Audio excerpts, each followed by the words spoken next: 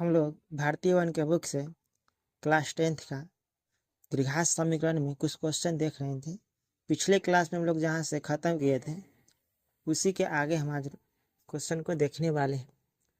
और द्विघात समीकरण में एक्सरसाइज 3 में और 8 नंबर क्वेश्चन 3 के दो क्रमागत गुणजों का गुणनफल 180 है। तो गुणजों को निर्धारित करना है। गुणजों को निर्धारित करने का मतलब है कि इसका मान निकालना। जैसे 3 के दो क्रमागत का है या 3 के प्रथम दो क्रमागत का है या 3 के प्रथम लगातार का है, बात एक ही होता है। क्रमागत और लगातार दोनों एक ही होता है। यहाँ 3 के 2 को कह रहा है, कभी कभी 3 के 3 कहेगा, 5 के 3 कह सकता है, 5 को 2 कह सकता है। तो आपको इतना आना चाहिए कि गुणज कहेगा ना तो 3 के कहेगा तो 3 का पहरा का होना चाहिए।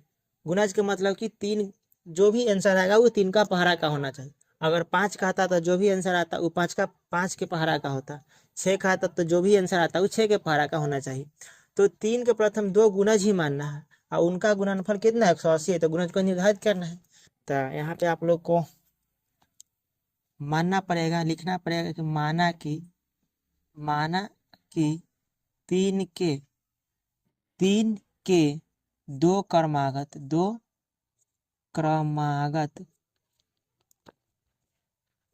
3 के दो क्रमागत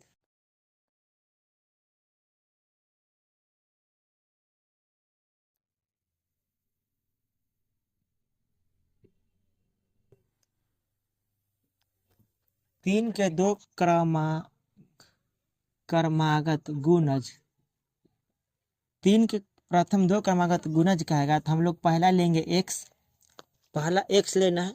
उसके बाद दूसरा जो होगा x प्लस कितना होगा, 3 कह रहा है तो वहाँ 3 लिखेंगे और 4 कहता तो हम लोग 4 लिखते हैं।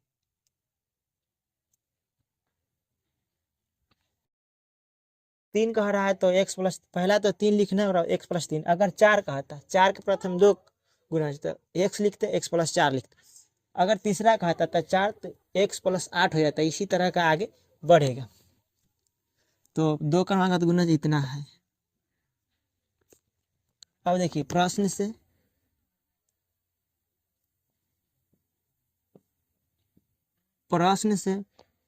गुणजों का गुणनफल कितना दिया, गुणजों का गुणनफल इसका गुणनफल दिया हुआ है।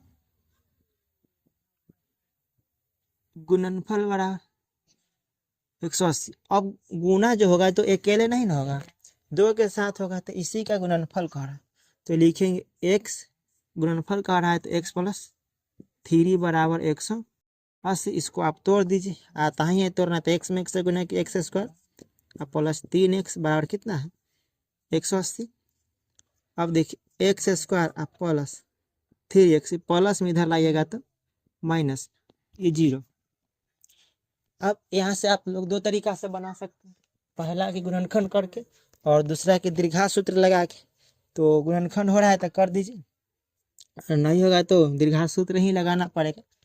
इस 3 को 2 भाग में तोड़ना है, गुना करने पर 180 आ जाए और जोड़ने खड़ाने पर कितना 3। तो 180 तो देखना पड़ेगा कि कौन पहरा में गुना करेंगे तो 180 आएगा। तो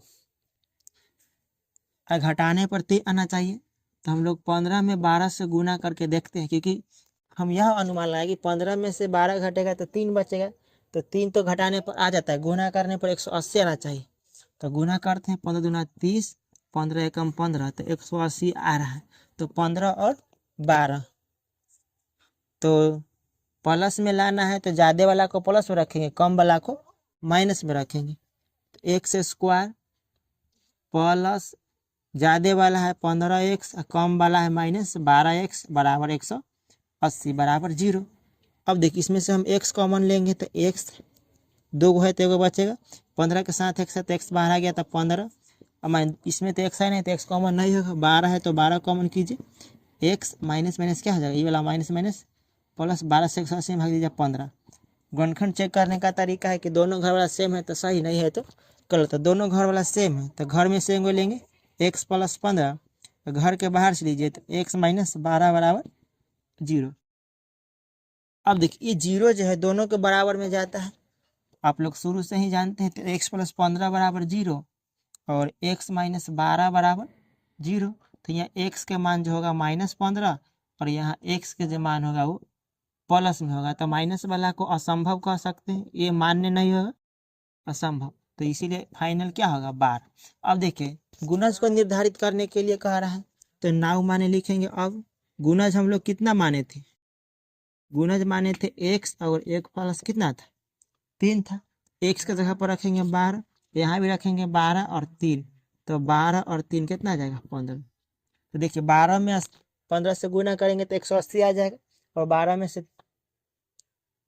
दोनों का गुना करने पर कितना आ जाएगा 180। ओ 12 में 180। तो आज और इतना ही रहने देते हैं, मिलते हैं नेक्स्ट वीडियो में नेक्स्ट क्वेश्चन के साथ।